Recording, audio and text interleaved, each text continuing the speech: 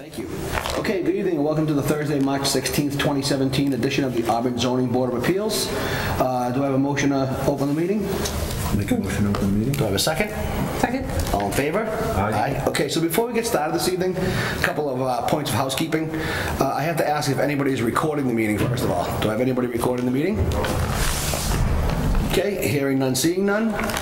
So the second thing is, I was just notified at the last minute that Mr. Marion will not be able to attend the meeting this evening. He has a family situation going on. And we were also notified at the last meeting that Mr. Giacola would not be in attendance because he is away on vacation. So as a result, for housekeeping purposes, I'm going to move Ms. Blaze, our associate member, to full voting member, and also required to inform you that that means for a vote to approve, it would require what they call a supermajority, which means all of us have the vote in favor. If one of us votes against, that means the matter does not pass, and all the other restrictions would apply in terms of you being able to reapply. It would take a year, or under certain circumstances you may be able to appeal. But I just want to make you all aware of that before we get started. So if you do choose, you could delay until next month when we'd have a different number of members on the board. So do either of you feel as though you might need to delay until next month before I ask? Does that apply to special permits? It's the decision whether it's special permit or whether it's variance. Right now, we both just have 2 special permits, so it really doesn't matter for that application. But it's any decision on the board that requires a vote would require a full vote of all 4 members. Okay, so I'm going to proceed. I took care of that. So the first thing we have is an ongoing application from Jerry Mario requesting a special permit for a 2-family under section 3.2.2.1 of the Auburn zoning bylaws to allow for an apartment above an existing garage on property located at 21 Oxford Street, Auburn, Mass. Map 4, parcel 8 is the applicant present. Thank you, sir. If you could approach the lectern, introduce yourself, and if you don't mind, just kind of give us an overview and bring us up to speed so the folks at home know exactly where we are this evening. Certainly, thank you. So this is our third goal in front of the board for what we're looking to do effectively is move our parents in with us on the property in what was originally applied for as an accessory apartment, but due to some limitations as relates to the bylaw, we were advised that it may be advantageous to pursue a 2-family special permit application. So we are here to discuss that. Okay, so you withdrew, just to recap, the original request for an accessory use apartment because the unusual circumstance of what your property is, it's fairly large, it's on a large piece of land, and I think that we would not going to be able to accommodate you in terms of the size of the accessory use apartment. So you decided to withdraw that particular application without prejudice, and now you are submitting to rezone, so to speak, and I may not be using that term correctly, but you're looking for a multi-family use at this point, is that correct? Yes, sir. Okay. So let's talk about your plans for a minute before I move forward. You want to just go over now in terms of size and what you plan to do above the garage? Okay, so as it stands right now, the area above the garage, minus the dormers you see. So if you look at the lower roof line, that is existing. It is a 40 by 40 area as it stands today. The usable area, just based on the pitch of the roof, is really just a fraction of that, if you will. It's about maybe 50% of it, or maybe a little less. So what we're proposing is maintaining the existing roof line, roof height, but adding front and rear dormers so we can facilitate the entire square footage of that second floor. Okay, and what will be the total square footage of the apartment living space now? It Once would be completed project, I apologize. Yep, once completed, it would be 40 by 40 or 1,600 square feet. 1,600, okay. Yes, sir. Okay, do you have anything else to add? No, sir. Okay, I just want to go around and have the members of the board opportunity. Mr. Plessy? I have no questions as of now. Okay, Ms. Roach? No, I'm good. Okay, Ms. Blaze? So this is going back to the original plans, correct? Yes, ma'am. Okay, no changes to that? Okay. No. Nope, no questions. Okay.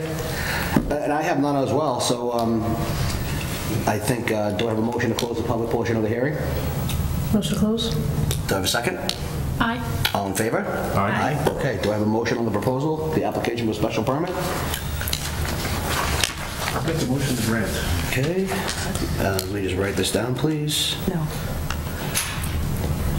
Let me just check, I'm sorry, I apologize. Do we have any abutters present for this property? Okay, because I did see some people walk in after the beginning of the meeting. Okay, so there are no abutters, just for the record, for the property in question right now at 21 Oxford Street. Motion to approve. Do I have a second? I'll second. Okay, Ms. Roach. And because we are doing the supermajority, Ms. Blaze, how do you vote? Yes. Yes. And myself, Mr. Tatro, I vote yes. I do have some conditions, however. So standard conditions, what we do in this case is because we want to make sure that the permit stands and that the property maintains its integrity. So what I'm going to do, add for conditions, as we always do for special permits regarding apartments, is that the special permit stands for as long as you own the property. The apartment cannot be utilized for anything other than family member purposes. In other words, you can't rent it out to anyone. And should the property change hands, the special permit would expire and the new owners would be required to come in front of the zoning board again for reassessment of the permit. Okay, so those are the 3 conditions that will be in the decision. And if you have any other questions, you can see Caleb.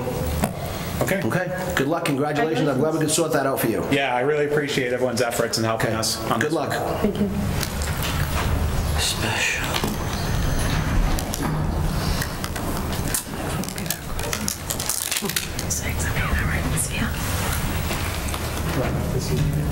Nope, you're no. Okay. Thank you. Good luck.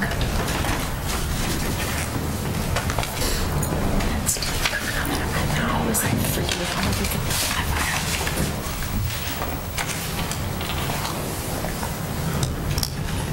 I didn't know this place was closed. Yeah. Across from TJ's.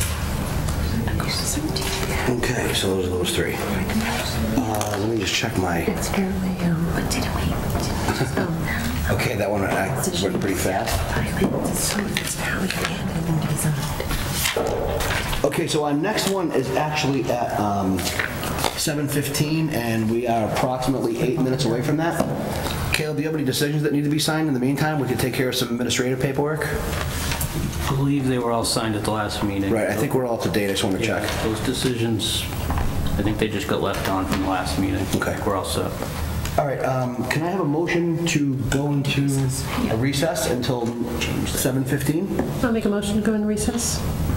Second? I'll second. All in favor? Aye. Aye. Okay, so we're going to be in recess till about 7:15.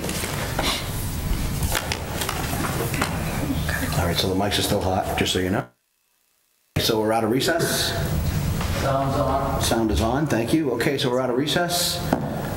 We have a 7:15 applicant, O'Reilly Auto Enterprise LLC, requesting a special permit under section 4.3.5.1 of the Auburn zoning bylaws to allow storage of hazardous materials in the Aquifer Protection Zone 3 on property located at 700 Southwood Street, Auburn, Mass, map 61, parcel 43. Is the applicant present? Yes, Randy Myron with Bowler Engineering on behalf of the applicant. Okay, I'm sorry, could you spell your name for me? Just kind of quick. Randy, Yeah, R-A-N-D-Y. Last name is Myron, M-I-R-O-N. Okay, could you explain why you're back before the board again, please, sir? Sure. So we were before the board back in December for a variance for the front yard setback, which you folks granted, and now we're back before you for a special permit relating to the automotive use of storage of petroleum products exceeding a household use. Okay. Mr. Chairman, would you like me to go through the project just briefly, existing and proposed? It's very similar to how it was before. Sure, I think it would be a good idea to just go ahead and bring us all up to speed again. It's been a couple of months since we discussed the project, so please. Okay, so it's 700 Southwood Street. It's the existing Auburn Town Cleaners. I think it's currently vacant, rundown. The existing parcel, it's roughly 1 acre. There's wetlands on the west side of the parcel. We're within a highway business district. There's also a residential district that just clips the rear portion of the property in the back. Like I said, the site's in real tough shape. There's not much out there in terms of stormwater improvements currently. Most of the runoff from the site currently just sheet flows to the wetlands. There is one catch basin in the back that does collect that rear parking area, and then that discharges towards the wetlands. So the proposed project includes a 7,200 square foot O'Reilly Auto Parts. There's 27 parking spaces. We are maintaining the limits of the existing development, meaning that we're not going any closer to the wetlands than the existing site today. We are reducing impervious areas by around 450 square feet, which should help benefit, well, it'll be a reduction on stormwater runoff rates, which will be a benefit to the wetlands. We're also providing, there's a stormwater recharge system that'll infiltrate some of the roof runoff in the back, so that'll promote additional recharge. There's also a water quality unit that we're proposing in the back of the site, which will help treat some of the stormwater runoff, again, prior to going into the wetlands. What else? We are also scheduled to go before the Conservation Commission for the notice of intent, and that hearing is scheduled for, I believe, next week. And then, of course, we've also filed with the planning board for site plan approval, and we're scheduled to go before them, I think, in 2 weeks, roughly, the 28th of March. Let's see, the project, it should freshen up the site a lot. There's going to be new landscaping, all new utilities. And pertaining to the special permit request, O'Reilly is it's strictly the retail sale of automotive parts. There's no repairs that are going to be done on the site.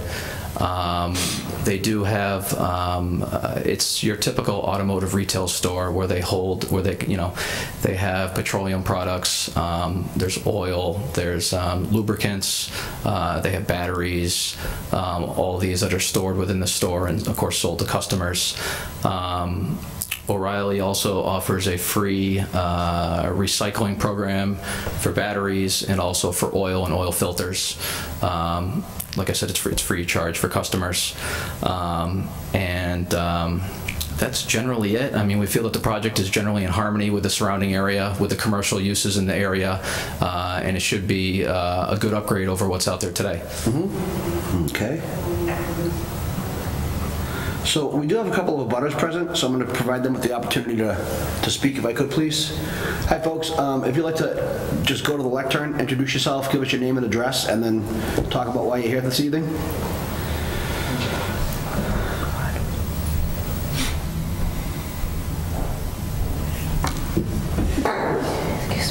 Bless you. My name is Stanley Silvanovich, 2A Waterman Road. Our house is basically the on the northwest corner of the picture. And our concern is, I noticed that there is a exit or regress on Waterman Road. For years, the neighborhood has made an effort to have that blocked off, and if you go by there, you'll notice there are large rocks there to prevent any exit from the property. And the reason for that is, number one, my driveway is right at the corner of the road, right where the corner is, and it's listed as a dangerous driveway, and I'm concerned about anyone exiting from Waterman Road onto that area, and that's basically Is your primary concern customer traffic or delivery traffic or both, or? Both. Okay. Yes, the neighborhood did not want to have anyone exiting, and that's why the rocks are there. Previous when other businesses made applications and so forth. So we're definitely, I'm representing a couple other people too that are not here, that they don't like the idea of the rock exiting on Waterman Road. And I'm not sure where the mark is, where there is a buffer zone right now where they used to put the dumpster and so forth in the back. And that would be the north side, I believe. I just don't know how far the cars would go close to the water in that area, you know.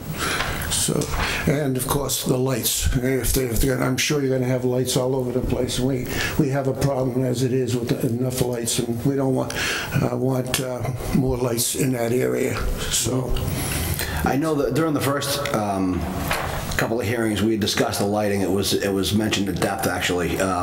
Being concerned about the hours of operation, what type of signage, directional lighting.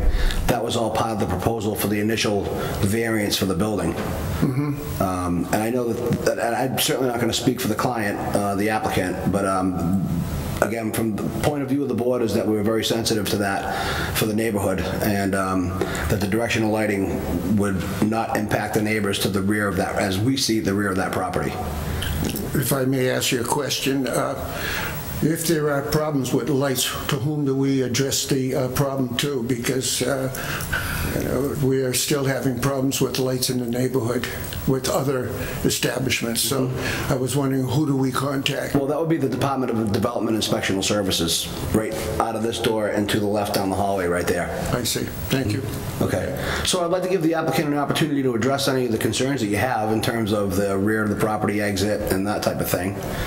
Ma'am? Do you want to say something, Flo? Okay. Name and your address. You're in the same house as I am. Yeah, for now. Florence Solonovich, 2A Waterman Road. We've been there for 35 years. So we were there when Kentucky Fried Chicken wanted to buy that corner. We were there when it was the fruit company. And when it was first the fruit company, they promised there would never be a cut onto Waterman Road. That is about 30 years ago now. And now they're proposing another cut onto Waterman Road. We have a blind driveway sign next to our road, and we get clipped, we almost get clipped every week. It's a cut through, Waterman Road's cut through from Southbridge Street to Bryn Mawr. And my problem with the hazardous waste is, how long is it going to be stored? How often? And when is it going to be picked up? Trash, it wasn't supposed to be picked up from Wendy's till after 7. It gets picked up at 4. We call 3, 4, 5 times a year. It goes back to 4 a.m. They get deliveries at Wendy's at 2 o'clock in the morning. We don't want to listen to both sides of our house doing this. It will take away from our property value when we decide to sell. And that's another big concern of mine. And I don't know why they need 20-something parking spaces. They could do away with the cut and put some of the parking spaces if it's going to be a parts store to come running in and out of. That's my concerns. Okay, thank you. Thank you.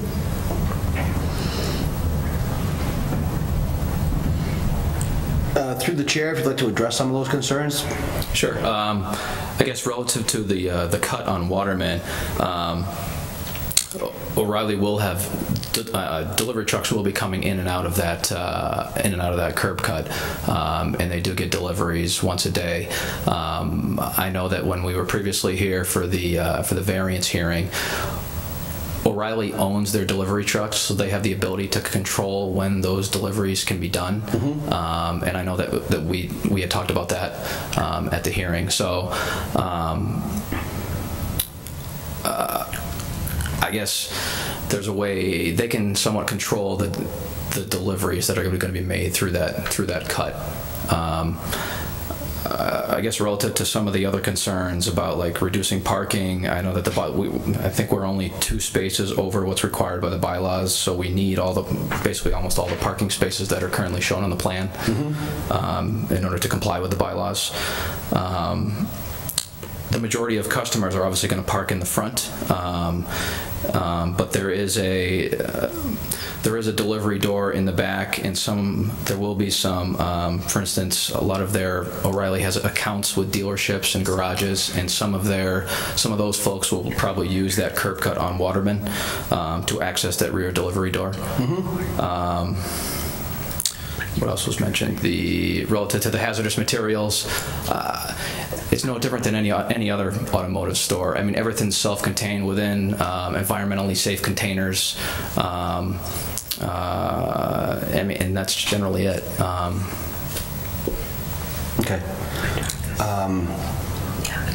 I mean, so here's the thing, what I want to try to explain to you as well is that the first hearing, when this was a public notice and everybody received information in the mail about that, is when we were addressing curb cuts, lighting, delivery times, all those types of things. And now what we are really here this evening is to talk about whether or not we will allow storage of hazardous materials in the property. So this really, I mean, as much as I do want to hear your concern, it's something we talked about several months ago at that initial hearing. And tonight, which I think we can really address for you, is the concern regarding the hazardous materials, because obviously I live in town as well, and I know all the other board members do as well. We have some concerns about the hazardous materials also, particularly being in an Aquifer Protection Zone 3. But given the fact that that's what this application is here before, a lot of the other things have been addressed.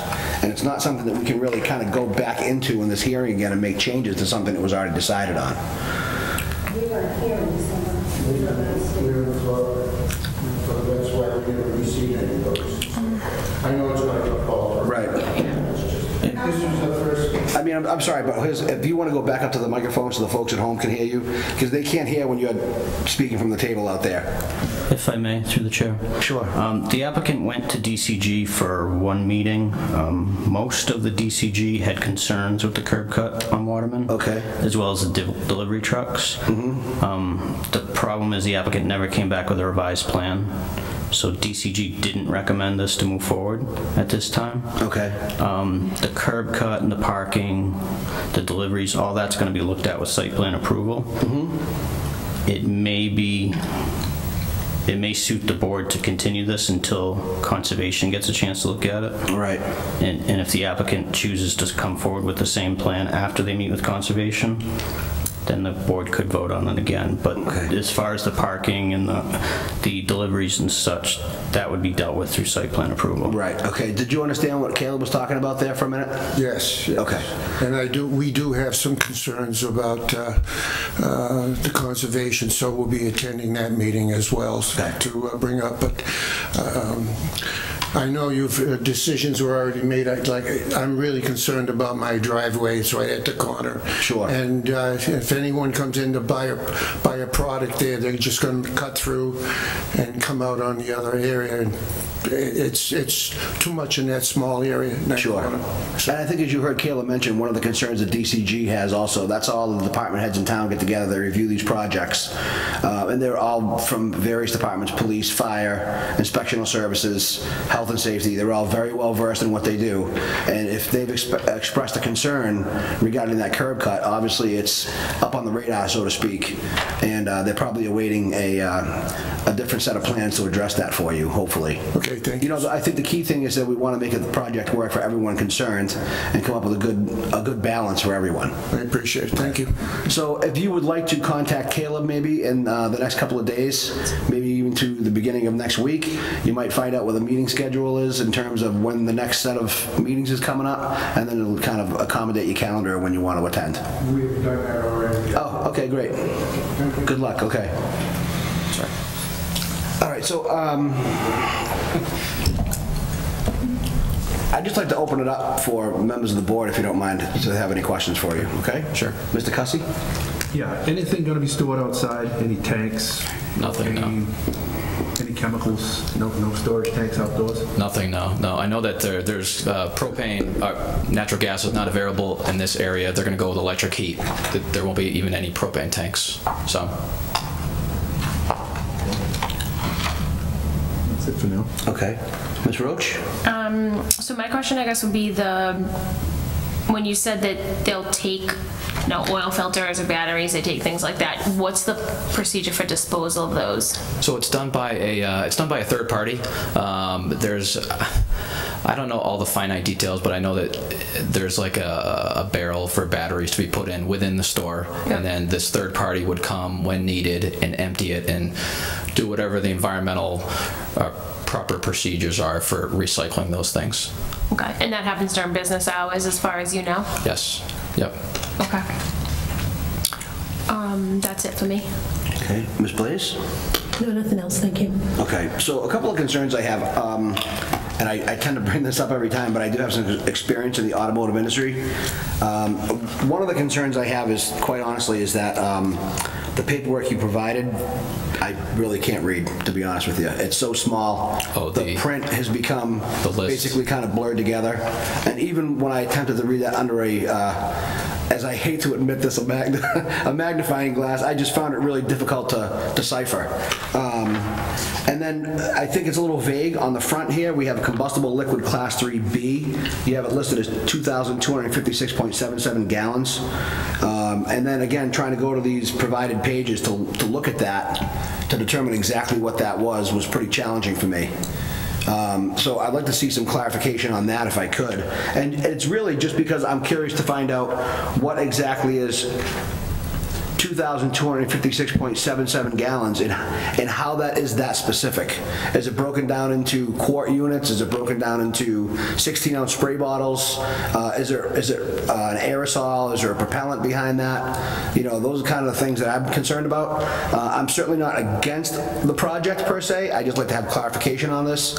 And also one of the things I'd like to find out is how they intend to maintain their safety data sheets. Is that going to be something that's going to be regularly available on a computer? Are they going to have hard copies of that in the store? I think those are some of the things. And historically, every time we've had a project like this, I think about car dealerships in town specifically.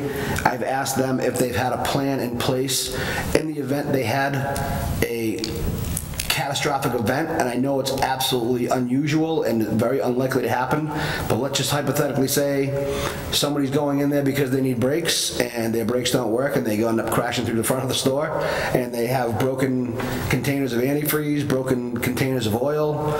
That can add up very quickly. So I'd like to find out what their containment plan is in the event they have a catastrophic failure.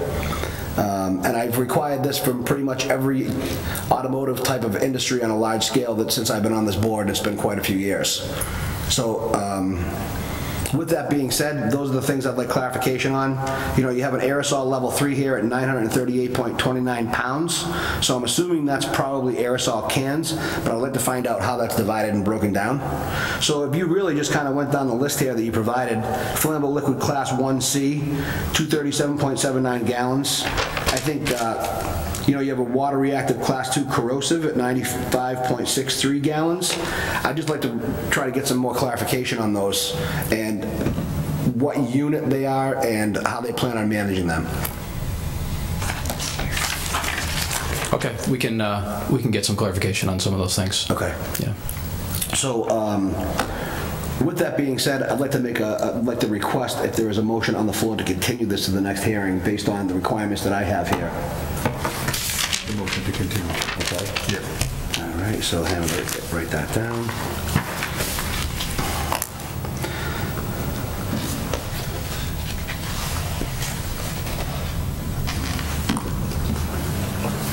Do I have a second? I'll second. Ms. Blaze? I'm in favor. Okay, and I vote a yes. So what we're going to do is, because of all these questions that we still have here regarding this particular special permit, we're going to make a motion. We've made a motion to continue this until the, let me see, it will be April, let me get my,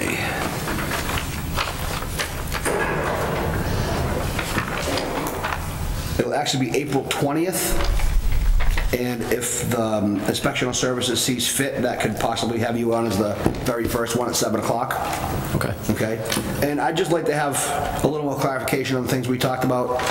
It'll provide you the opportunity to go in front of the other boards, find out about this curb cut, different types of plans that might be presented. And I think in the long run, we'll be able to move this project forward in a little more timely manner. We'll have a better picture on what's going on. Yep. Okay? Okay. Great. Great, thank you. Thank you very much. Do we have a motion to close the hearing? Motion to close? Thank you. All in favor? Aye. Okay. Good luck, folks. Thank you. Thank you. Yeah, this is yours. I like wrote on all yours, huh? I'm like, oh, yeah. I basically made a new plan. Thank you. Yep, that's it. And we know they. Yes.